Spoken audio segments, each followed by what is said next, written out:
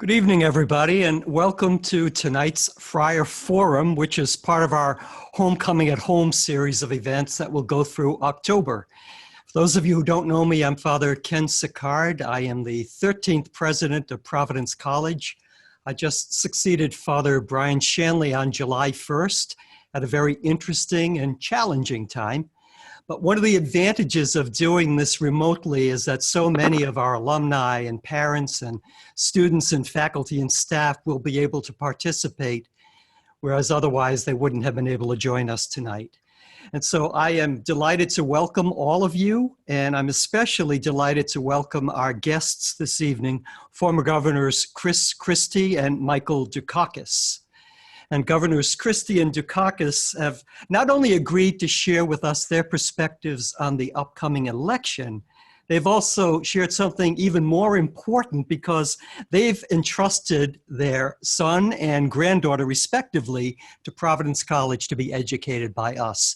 And we are delighted to have them here. And I just heard from them that they're both having a wonderful experience here at Providence College. And we're so happy about that.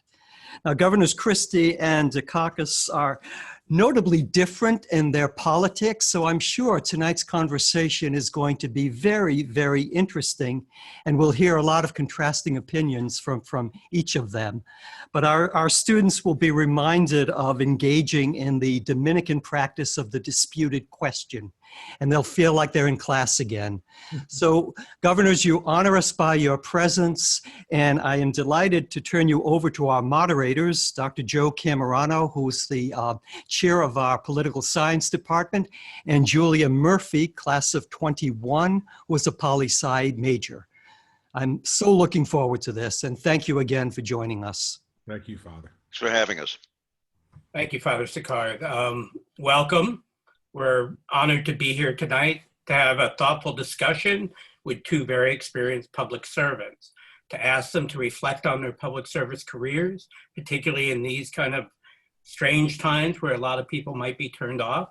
We want to hear why they think maybe public service is a good thing for us to do, to consider and to do.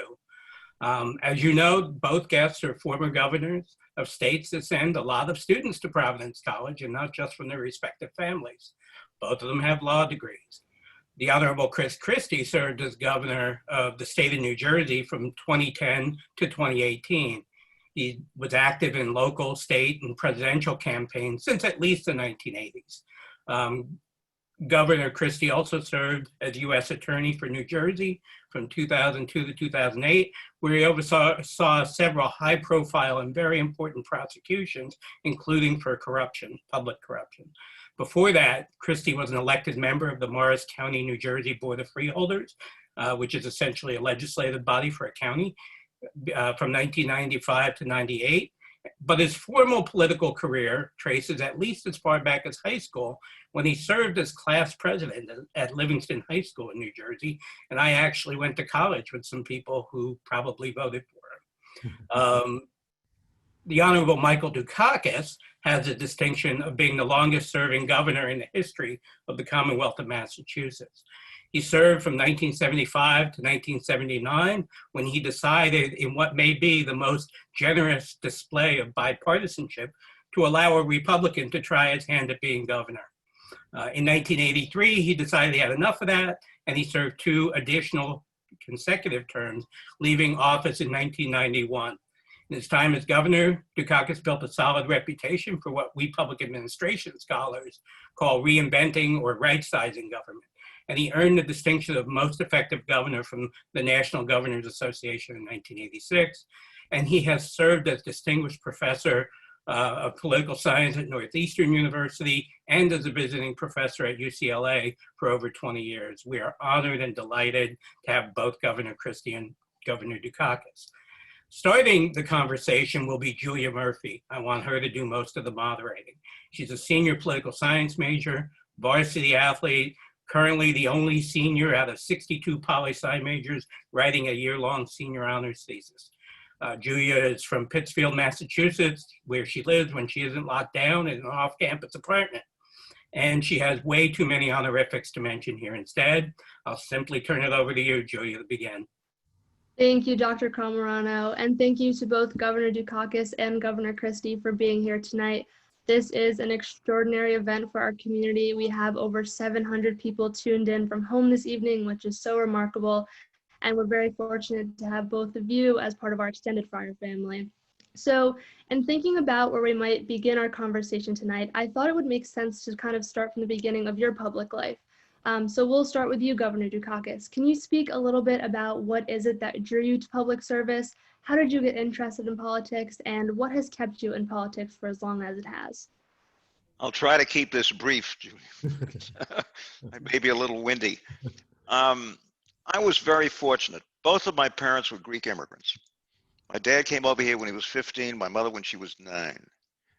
My father came here in 1912 and 12 years later graduated from Harvard Medical School. How he did it, I have no idea. Remember, he was here, came here as a 15-year-old. 12 years later, graduates from that medical school, practiced medicine in Boston for 52 years. And I was supposed to succeed him until I ran into something called general physics at Swarthmore College, which I couldn't get.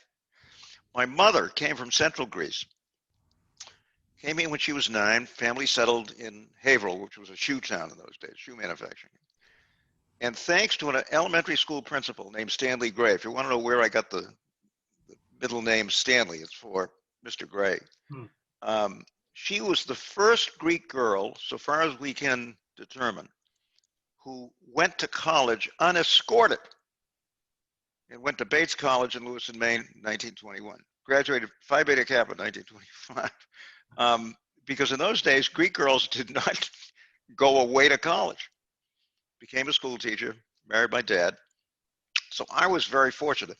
I'm not sure either one of them was political, but the CBS World News Roundup on radio, this is pre-TV, was always on at 6 o'clock at night.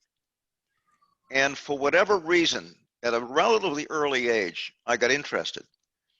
And especially got interested in what I saw as injustices in the society that I was living in. I mean, I'm talking about 9 or 10. I grew up in the town of Brookline, which, if you know anything about the geography of metropolitan Boston, is about 3 miles from downtown Boston. People of color could not live in the town of Brookline, with 3 exceptions. 2 janitors lived in basements, and a world-renowned tenor somehow got somebody to sell him a house in Brookline. That was it. And for whatever reason, this 9 or 10-year-old looked at the situation and said, this is terrible. Why isn't my town? Now, don't ask me why or where all of this came from. And part of that involved beginning to get actively involved in school politics, and I know both of us probably did that. President of Student Council, that kind of stuff. Went off to a place called Swarthmore College I'd never heard of, just outside of Philadelphia, right in the middle of the whole McCarthy era. And that was the beginning of my involvement politically. And the rest, as I say, is history. And I've never regretted it. And I hope, Chris, one of the things we'll be able to do tonight is to encourage these 700 kids and a lot of other folks to think seriously about public service as a career. I mean, there's nothing like it. To be in a position where you can make a difference in the lives of your fellow citizens is a very special privilege. And we both had an opportunity to do that. And I know he feels strongly about it, and so do I. And I hope we can encourage lots and lots of Providence College students tonight to think seriously about public service as a career. I totally agree, Governor. I really do. And I would say that, you know, for me, how it started for me was no one in my family, sounds like the governor, no one from my family was involved in politics. You know, my dad was a CPA, came from a family where his dad passed away when he was 17 years old. And so he was quite young when he lost his dad, and they had no money. My dad worked during the day in the Briar's ice cream plant in Newark, New Jersey, and went to school at night at Rutgers in Newark. and studied for his CPA. And my mom, also born in Newark, New Jersey, as was I. My mom was a secretary at Remington Typewriter Company, and so they always voted, and I think very much like Governor Dukakis's family, they were listening to the news. The news was a important part of what we were expected to participate in with them every day. But the first time I remember being interested in politics, the real influence from politics was my grandmother, my Sicilian grandmother, who, when she passed away at 91 years old, we found shoe boxes in her closet of letters that she got from members of Congress over the years, that she had wrote to them about every subject that she was concerned about, and she kept every letter they sent back. So she was very interested in public life. Not a highly educated woman, but let me interrupt. Was she an immigrant herself? no, she was first generation. Her parents came over. Her parents came over, absolutely. You have Greek blood in your coursing through your know. veins, because we settled Sicily. I mean, That's right. I mean, there's no doubt. And I can't tell you, when they see my last name, how many people think and look at me and think I'm Greek. Greek. I get asked that all the time. And my grandmother was a huge influence. She was first generation. My grandfather, her husband, was actually born on the boat coming over to America. And when you think about what they went through to come over here, and for a woman to actually give birth on her way over is pretty extraordinary in the conditions that they were in. But my grandmother in August of 1968, I was 6 years old, and my grandmother told me that I was going to come to her apartment and we were going to watch the Democratic National Convention together for all 4 days. And I was going to stay with her. And you were 6. And I was 6 years old. And she took, and as those of you who've studied this, and I know the governor and I remember this, that was quite a convention to watch, and quite an initiation into politics. And we watched that convention together. And from that time on, I was incredibly interested in politics, and became a Republican when I was in high school, and a guy who was running for governor came to my high school to speak in 1977. And he came and spoke, and I came home that night to my mother and said, I love this guy. He seems so interesting. I'd like to volunteer for his campaign. And he actually lived in our hometown. So my mother, being the aggressive Sicilian mother she was, she said, well, get in the car, we'll go to his house. And I was petrified. And we drove up this long driveway, and we got to the top, and she said, well, go knock on the door. And I said, well, will you coming with me? She goes, no, you're the one volunteering, not me. And I walked up to the front door and knocked on the door, and the guy who answered the door was Tom Kean, former New Jersey. A wonderful guy, wonderful guy. And that night, he came out to speak to my mother, and he said, what's he doing tonight? And she said, well, he's got some homework to finish. And he looked at me and said, go home and finish your homework. If you get back here by 6 o'clock, I'm going out on a campaign stop tonight. I'll take you. Okay. He did.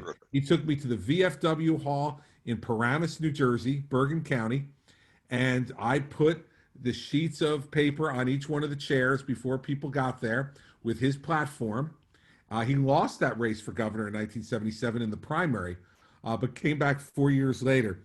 And the amazing thing was, I first went and did this in February of 1977. And 32 years later, in February of 2009, he endorsed me for governor. So that was my start in politics, and it was all because of my Sicilian grandmother and Tom Kean were the two people who inspired me. One of the most decent people I've ever worked with in public life. Extraordinary guy. Extraordinary guy. And I absolutely agree with the governor. I'm now out in the private sector for 3 years after having been in the public sector for 15 as U.S. attorney and then as governor. There is nothing like public service to feel fulfilled every day, and to feel challenged every day, and to feel like you're really doing something great for people that you'll probably never meet and certainly never know. And that's a pretty amazing thing to be able to do. So I'm with the governor on this. Every one of the folks who are lucky enough to be at Providence College, if you do just a little bit of your life in public service, you'll be great very grateful for having done it. And if So you get into it in a serious way, there's nothing like it. Nope, There's absolutely. nothing like it. Well, thank Be you. able I try to tell my students that, but it's probably better that they hear it from people who actually do it. So you both raised Tom Kane, who I also know very well. He was my boss for a while when I taught at Drew University.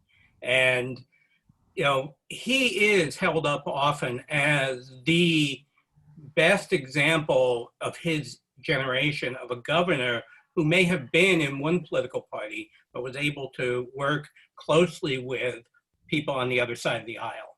And so I'd like to raise this issue because, you know, one of the phenomena that we've seen is this increasing difficulty that we have in bridging that partisan divide. And both of you have experience and successful experience doing that.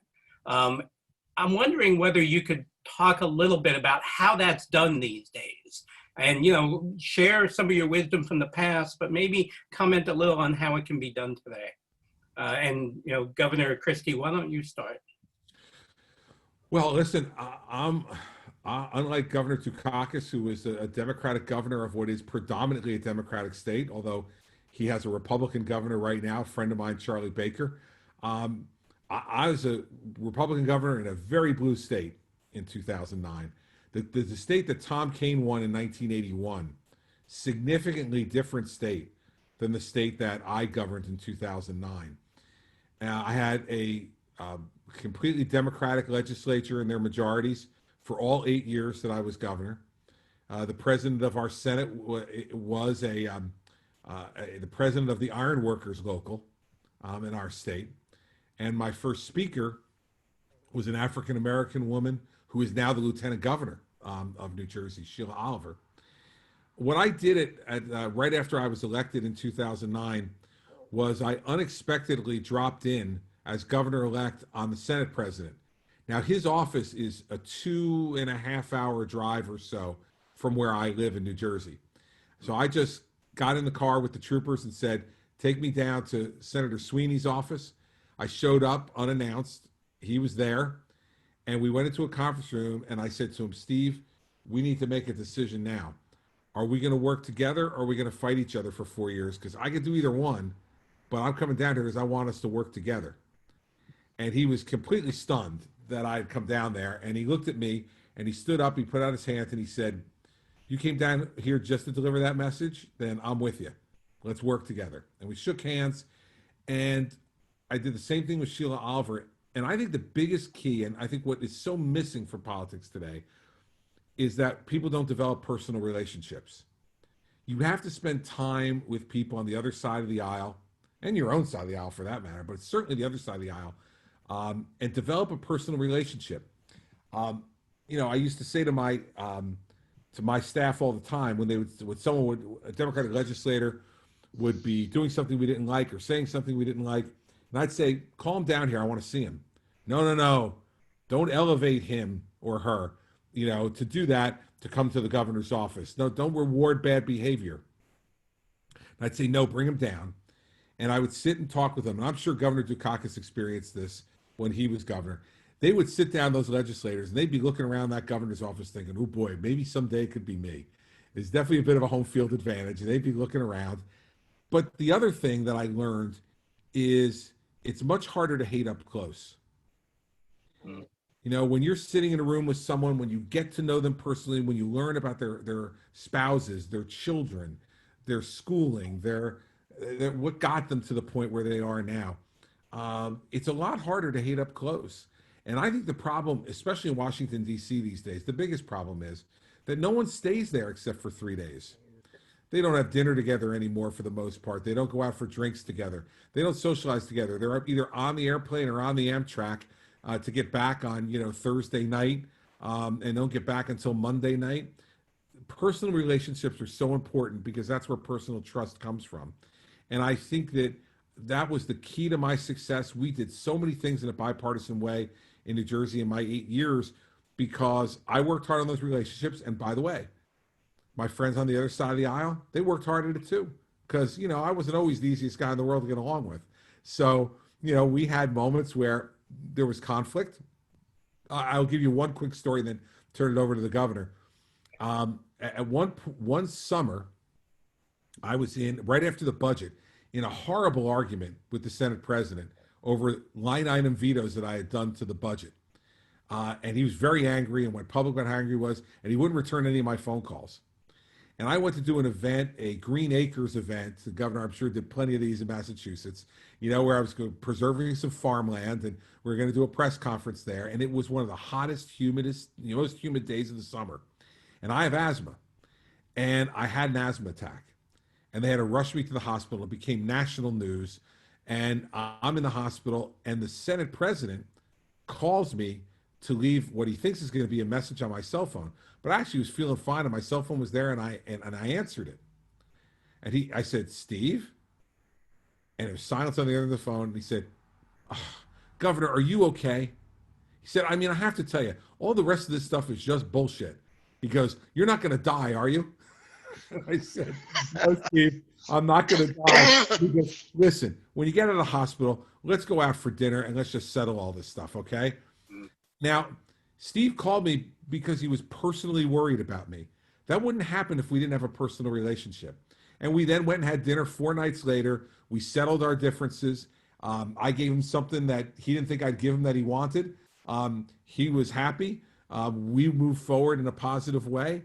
And it's all about personal relationships. And I think that's the biggest thing that's missing, Joe, today is those personal relationships. Because if you don't have them, you don't have trust.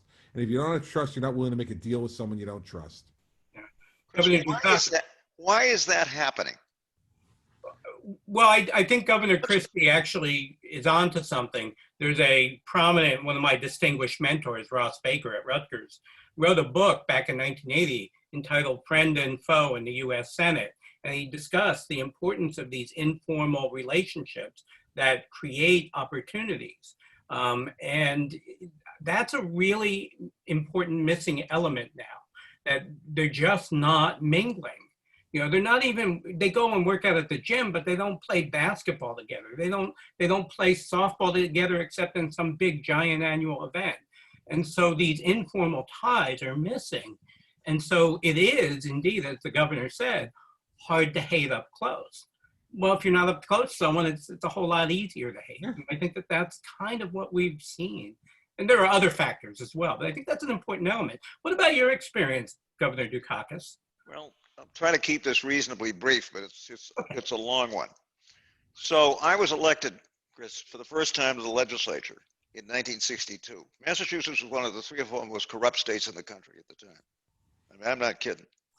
And I was one of a group of young reformers, Republicans as well as Democrats, who wanted to do something about it.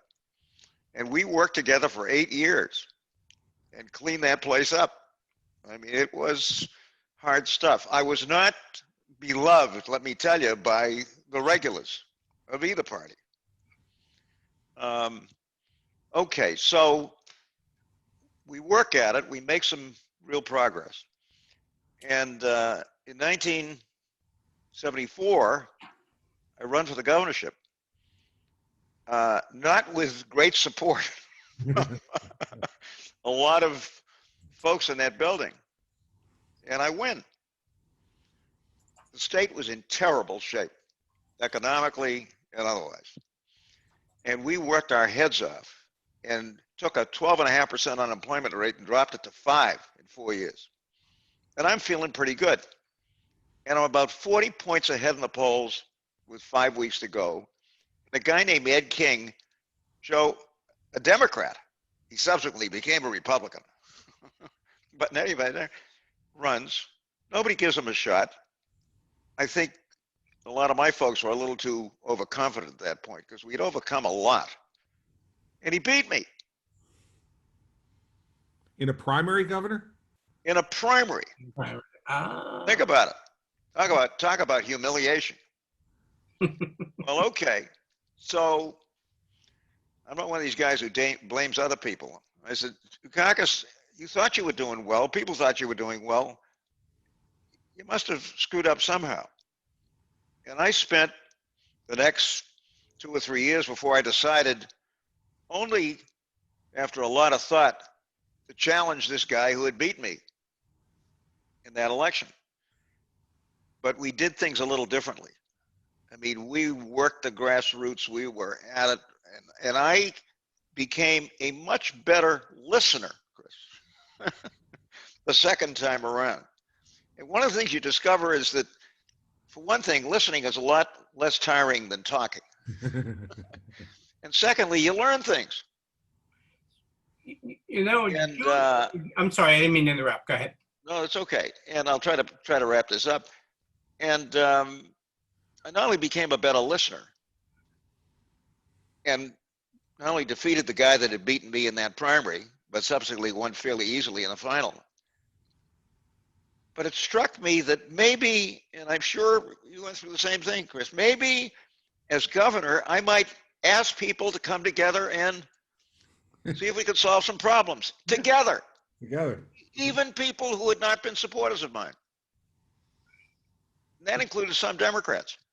That's terrific. As you two And were what talking- happened, and I'll wrap up with this, what happened was that we were so successful with these working groups, as I call them, that we never went down the policy road without creating a working group made up of people, some of whom liked me, some of whom maybe didn't like me. But what you discover is that as governor, you can ask people to come together, and very few of them, I don't remember anybody saying, screw you, governor, I'm not going to participate in your work. If the governor calls and says, I want you to be part of this, 99 times out of 100, they're going to be part of it. And we had enormous success. I teach this stuff these days. We had enormous success at creating these working groups, usually bipartisan. And what did we discover? That with rare exceptions, I mean, who doesn't think that working Americans and their families should have decent, affordable health care? Right. Once people say, hey, we want to be part of this, then it's a question of trying to come up with a solution. And literally, from that point on, every time we had a problem, working group, good staff, extremely helpful, and with rare exceptions, we solved a lot of problems and had a very successful next 8 years. So great. Well, as the two of you were talking, I was reminded of something I've been telling my students, and that is, these days, I think young people have to sort of step up, because I think anyone over 60, and I'm in that category now, probably has screwed things up to the point where we need some new ideas. And Julia is not only a poli-sci major, but she's also a minor in public and community service studies, where they actually look into these questions. Julia, do you have are you seeing some connections to your work in PSP as well as PSC, public and community service? Yeah, I mean, absolutely. Like Governor Christie said, it boils down to personal relations at the end of the day. Whether you're working with a community organization, working with a group of people in politics, in service at a nonprofit, you have to get to know who you're working with. Otherwise, no work is going to be able to get done. And I think, my generation of young people, we are extremely passionate about a lot of prominent political issues like bipartisanship. We see that there's a problem. But as young people, we're also unsure a lot of times about what we can do about it. What avenues can we take to make our voice heard, that go beyond just casting a vote, which we know is so important. But a lot of the times I think there's kind of a disconnect with what actually can young people do to make an impact. So I don't know if you two have any thoughts on this, but I would love to hear, what advice would you give young people or anyone who's looking to become really active and engaged, especially in an election year like this? Governor Dukakis, I'd love to hear from you first. I think it's a question of political leaders, mayors, governors, presidents, reaching out and saying to folks, please come, I need your help. I'm sure you did that, Chris, often. I did it often. And it worked so fantastically well that it became a standard operating procedure. We'd create a working group, try to make it broadly representative. And what we discovered, Julia, interestingly enough, was that with very rare exceptions, yes, there is a handful of issues where, for either moral or other reasons, people feel very strongly, and okay, that's fine. But who doesn't think that working Americans and their families should have decent, affordable health care? I mean, is there anybody that says, no, we don't want to do that? And I found that with rare exceptions, bringing good people together, inviting them to be part of this. I don't remember everybody saying, screw you, governor, I'm not participating. I'm not interested. If the governor, Chris, asks, people usually will say, yeah, okay, sure. I mean, they're surprised when you ask them. But once you ask them, they're there. And we had enormous success at putting these working groups together and coming up with real consensus on very important issues. Now, how many folks do this in politics these days? I don't know. You don't get a sense in Washington that anybody's creating working groups about anything. But they certainly worked for me. They obviously worked for you, Chris. And that's the way you get things done, at least in my experience. I think that's true. And Julie, I tell you that, like, for young people, what I say to them all the time when they ask me for advice on how to get involved and all the rest, it's a variant off of what Governor Dukakis was saying. It's showing up. There's not an overabundance of talent in public life right now. And I don't think there ever has been an overabundance of talent. I think that there's always a place for someone, a new young person, to come in and start to work their way into positions of leadership. But it's showing up. You got to be there. You got to be part of it. And, you can start off by working for a cause you really care about, or working for a candidate that you really admire and support. Those are both really great things, because two things happen. One, it's great work and you get into a campaign. And I remember that first campaign I worked on in 1977 when Tom Kean lost the primary for governor. I was heartbroken. I mean, I just thought the world had come to an end. And I remember him seeing a group of us the next day. And what I noticed, it was a huge lesson. I looked at him, he was fine. He wasn't distraught. He wasn't depressed. He was talking about what he was going to do next. So you learn those lessons of resilience in this business as well. And, Governor Dukakis, kind of glossed over it, but it's no fun losing an election. I've lost them. He's lost them. But what it also teaches you, and you're a young person, you're involved in those campaigns, is that, you can make a difference for that candidate. You can make a difference for your town, your county, your state, your country. But you got to show up and start working at it. And when you do, and you're really talented, believe me, everybody notices. You see that young person who's working harder, smarter, articulate, all the rest. You find a spot in the next campaign for that person, and the next one, and the next one, because talent just always comes to the top. And I especially see it in our business for young people. So I'd say to the young folks, go in there and get involved. And I don't care. It doesn't have to be a candidate. You don't have to be a candidate yourself. It could be for a cause, or it could be for someone else. Or if you're really daring, be a candidate yourself and go out there and try to get something done. It's exhilarating stuff. It's hard, but it's exhilarating. And Chris, I've often said this. This is the most open political system in the world, Julia. You don't have to buy a ticket. You don't have to ask somebody for permission. I mean, we have these representative town meetings in large Massachusetts towns. The first office I ever ran for was as a member of the town meeting, 240 people, as the governing body in the town of Brookline, Massachusetts, a town of about 60,000 people.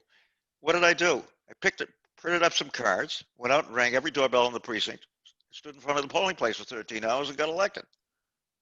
That was the beginning of my political career. Well, people said, hey, this guy Dukakis, I mean, kind of a funny name. The Greek vote was not a big one in the town of Brookline. But that was the beginning.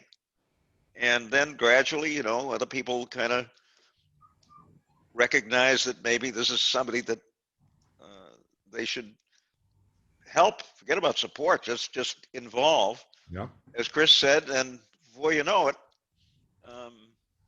you're working at it, involved, and people begin to recognize that you've got some energy and talent, There we go. Making a It's difference. not difficult. In Absolutely. fact, you know, you're usually welcomed into the system. Yep, And I'm sure that was your experience, and it was certainly my experience. it was. Yeah, absolutely. When Tom Kane met you, he didn't say "see you later," right? Yeah.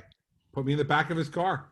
He said, "Get in the car, let's go Go to Paramus. to a meeting." I do think, by the way, I do think that people who are running for office and people who are involved in campaigns are looking for people.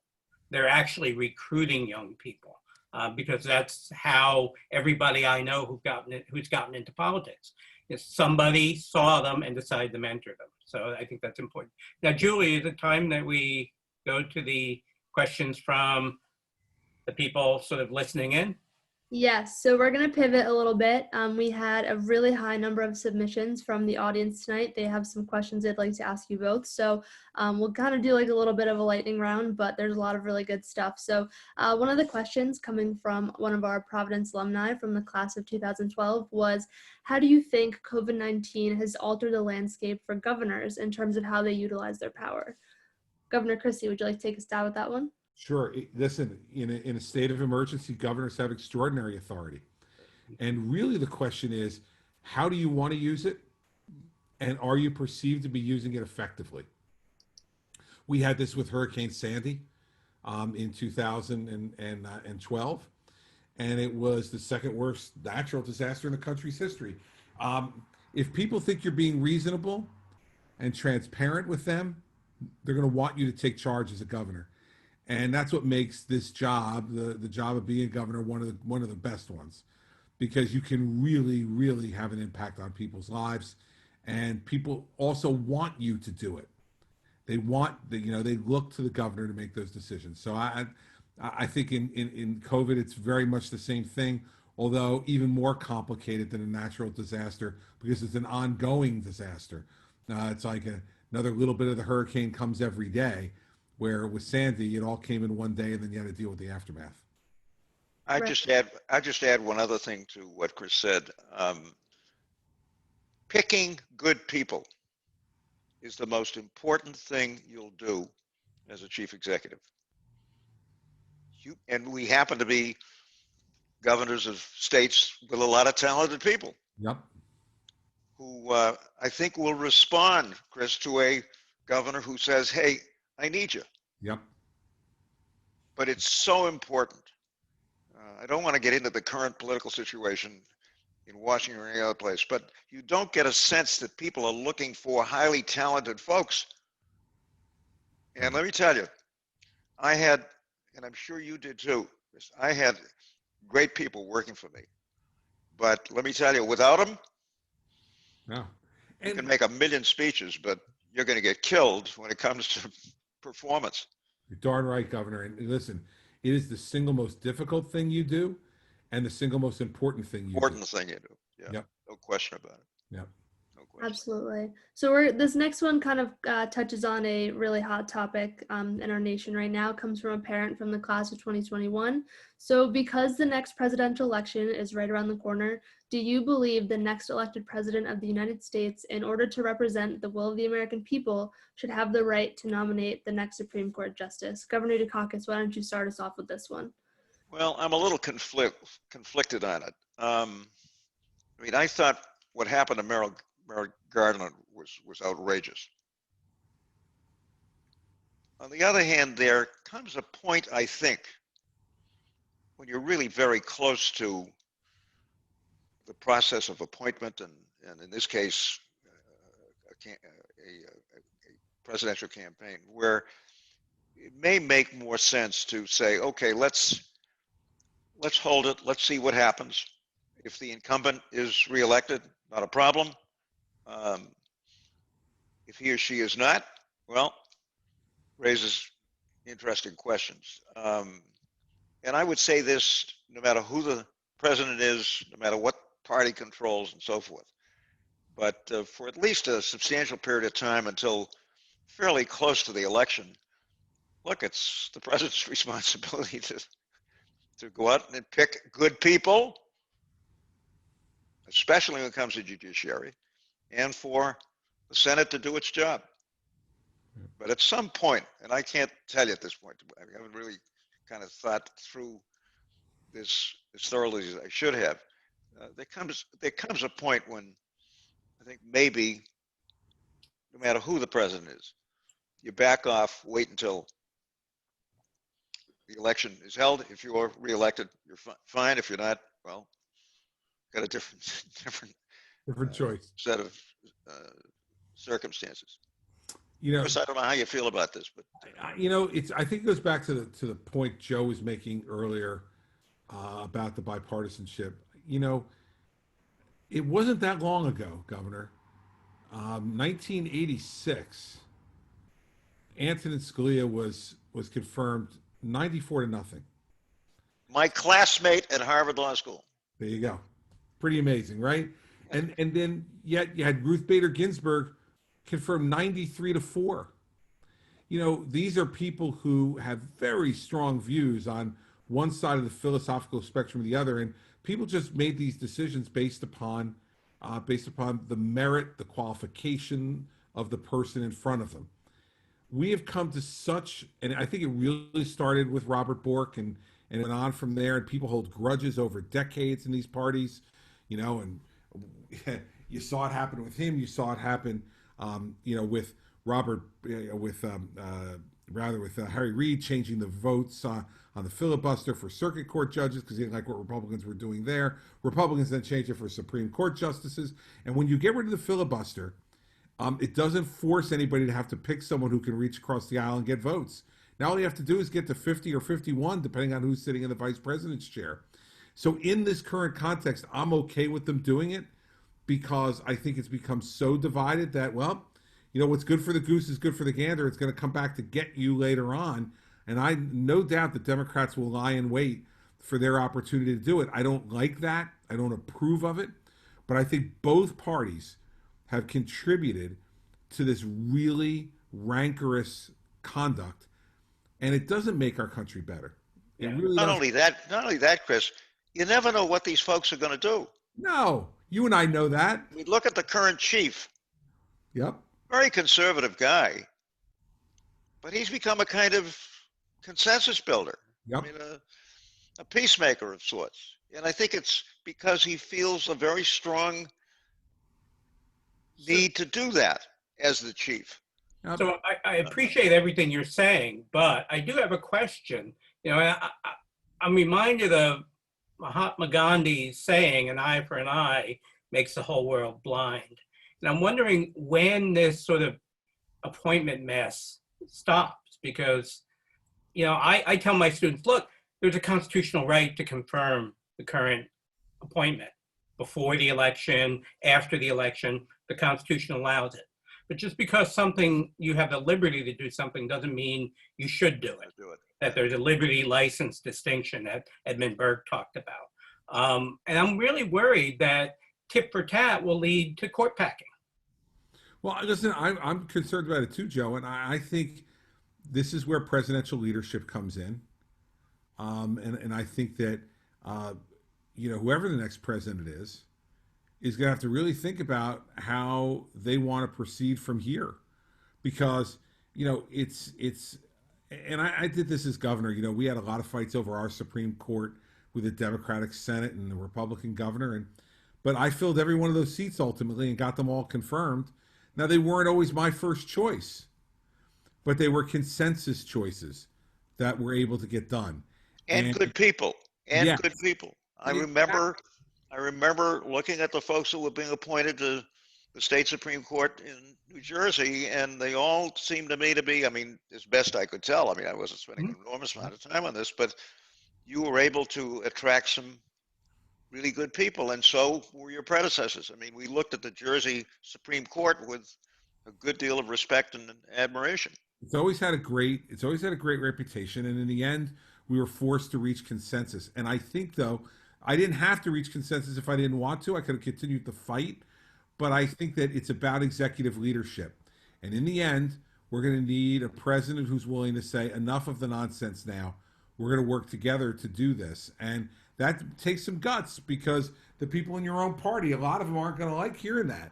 And a lot of the people in my party didn't like it when I compromised on Supreme Court justices in New Jersey because they're like, well, it's our turn now. And I said, well, but the people have selected divided government. We got to work together to be able to get things done. So I think, Joe, I'm concerned about the same thing you are, but I think it's going to take executive leadership to be able to make that change. Great. Julia, is there time for one more? Yeah, I think this actually ties in really nicely to the last question that we can ask this evening. So this is from a member of the class of 2004, and they would like to know, in the midst of everything going on, we know that there is so much going on right now in our country. How do we look to strengthen our democratic institutions post-2020? Kind of a loaded question, but Governor Dukakis, if you want to try and take that. Yeah, give that one to Dukakis. Look, I'll try to avoid the present political situation, Sure. which I find appalling. But if we happen to have a new president, one of the things I would advise him to do is to pull together, Chris, a bipartisan group of highly respected people who sit down, Julia, and work through this thing. Because I agree with you. I mean, we're not headed in the right direction here. You know, it's become so political, so contentious. And that's not where we ought to be. Not only that, but to repeat, these folks that are appointed to the court may or may not do what you think they are going to do. I mean, we've had all kinds of situations in which people who were left or right or conservative or liberal or whatever ended up doing interesting things. I offer the current chief, Yep. who has surprised all kinds of people by writing opinions and handing down decisions which nobody expected him to do. I've got a daughter who's a reporter for Colorado Public Radio, and we were talking about this guy Gorsuch when he was nominated. Well, he's handed down some rather interesting decisions lately, which nobody expected him to do. So I think this would be a great subject for a new president, if we have one, to pull together, Chris, one of these genuinely bipartisan groups and say, come on, let's see if we can work out some guidelines here for not only me, whoever the president is, but future administrations that can help us to get back to what we hope is a genuinely nonpartisan, merit-based system. And I'm optimistic enough to believe that we can do that, but it will take important presidential leadership, no question about it. Listen, I totally agree, Governor, that the only way this happens, as I said before, is presidential leadership in our system. You know, one of the things we were talking about, the lack of bipartisanship before, I do think that gerrymandering is one of the biggest reasons why we don't have bipartisanship. Terrible, terrible. You just don't have any competitive districts anymore, very few. And so everyone's just worried about the primary. If they get by their primary, their district is so stacked that it's done. And when you then go to Washington, the Democrats are only worried about making sure they make the left happy because, heck, that's who I'm going to get a challenge from in the primary that would be effective. And the same thing with the Republicans. They go further right because, well, heck, that's the only way I can lose. And so, you know, gerrymandering, I think, is another important part of what we need to look at as a country and say, isn't it better to have competitive districts? Isn't it better to have districts where people really have to fight based on their record to get something done? And I think a new president should really look at with Congress the issue. Now, this won't be popular in Congress because, geez, those people, the thing I always used to tease, you know, and both the governor and I have never been in the Congress, and we're executive guys. We both ran for president. So, you know, we didn't, I think, have an interest in being in the House or the Senate for a whole bunch of reasons. But they're all, you know, the thing they love the most about being in Congress is being called congressman. And if you don't get called congressman or senator anymore, if you lose. So, you know, we have to get folks together to say the institution and this country is more important and that people are losing their faith and the fact that government can do what it says it wants to do and is supposed to do. And I remember back, the governor and I were talking about this before we got on with the broader group. I remember 32 years ago when he was the Democratic nominee for president. And listen, the reason he was, in my opinion, was because of his extraordinary record as governor. I mean, people looked at it and said, geez, this guy might actually be able to run the country. Regardless of whether they agreed with him or they didn't philosophically on issues, I think he won that nomination because he certainly was not anywhere near the most liberal guy in his primary race, for certain. And he wasn't the best known guy going in. But that record, I remember that campaign of being the most effective governor in America. We got to get back to where we care about how effective people are rather than how good they are on cable television. Yes. And that, I think, Joe, is going to require some different type of presidential leadership than we've had of late. And it's going to take members of Congress being willing to put themselves at risk for the country. And, like Governor Dukakis said, I'll end my sermon on this. I'm a hopeless optimist. I love this country, and there's no place on earth I'd rather be. And when you travel around the world, there's no place on earth those folks, if they were going to go someplace else in the world, they'd rather be than here. So yeah, we have problems and we have division, and there's been some very difficult times of late. But you know what? I believe in this country and I believe in its people. And when I see people like Julia, it gives me a lot of confidence that there's the cavalry is coming over the rise to relieve Dukakis and I of our burdens here and come and take over. And that's a great thing.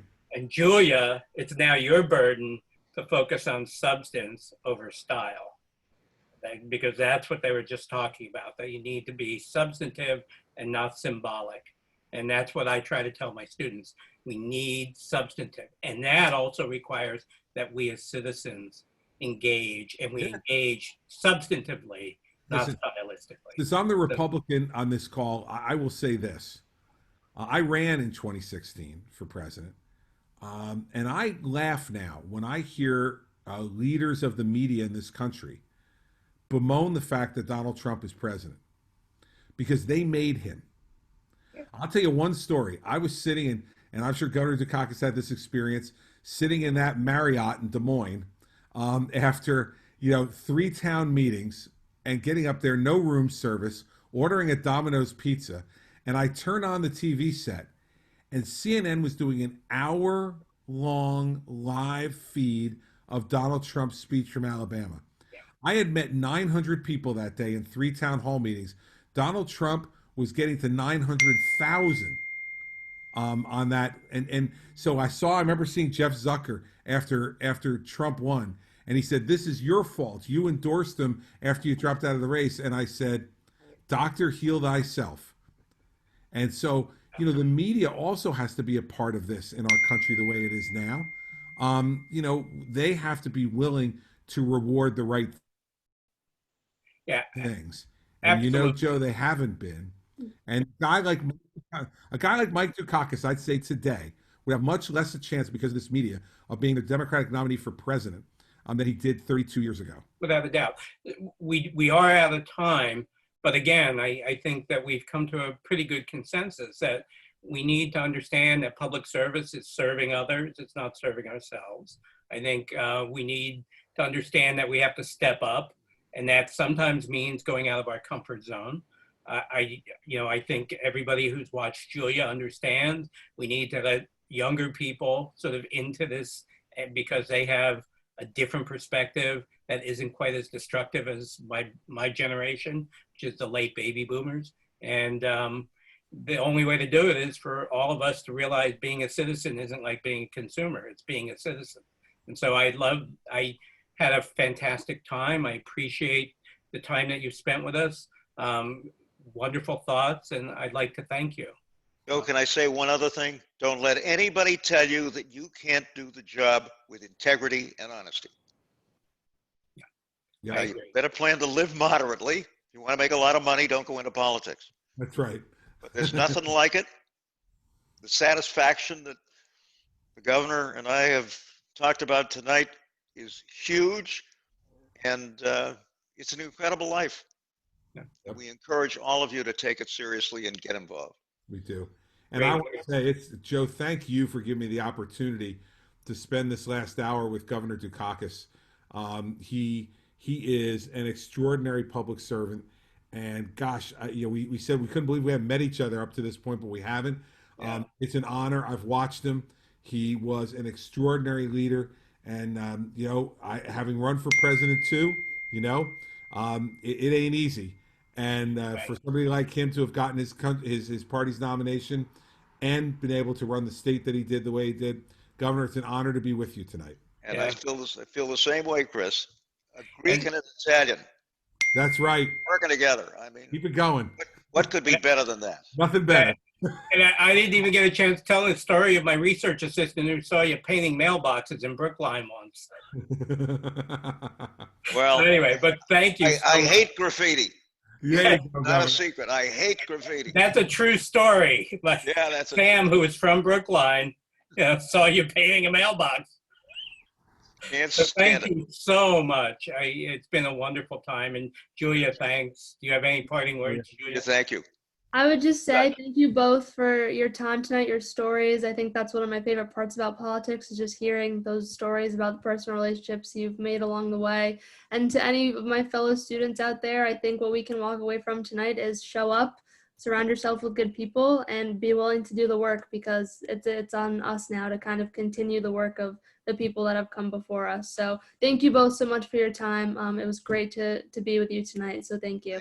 Thank you for Thanks to having all us. the people who showed up and to college events and the college, which is doing an amazing job these days.